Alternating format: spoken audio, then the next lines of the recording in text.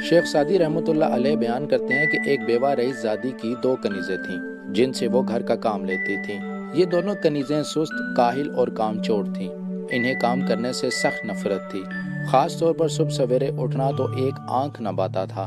ان کی مالکہ انہیں مرغ کی اذان پر جگا دیتی تھی کہ اٹھو، صبح ہو گئی ہے، گھر کا کام کرو۔ ادھر مرغ کی اذان کا کیا، وہ تو آدھی رات گئے ہی اذان دینے لگتا۔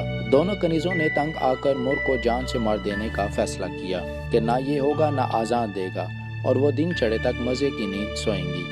ایک دن دونوں کنیزوں نے مالکہ کی غیر موجودگی کا فائدہ اٹھاتے ہوئے مرغ کو پکڑ کر مار ڈالا اور ایک جگہ دبا دیا۔ اب ہوا یہ کہ مرغ کے نہ ہونے سے بیوہ کو وقت کا اندازہ ہی نہ رہا۔ وہ کنیزوں کی جان کھانے لگی اور انہیں نصف شب کو ہی جگانے لگی۔ تو دوستو، ہمیں اس کہانی سے یہ سبق ملتا ہے کہ غیر ضروری چالاکی اور ہوشیاری کا نتیجہ ہمیشہ تکلیف دہ ثابت ہوتا ہے۔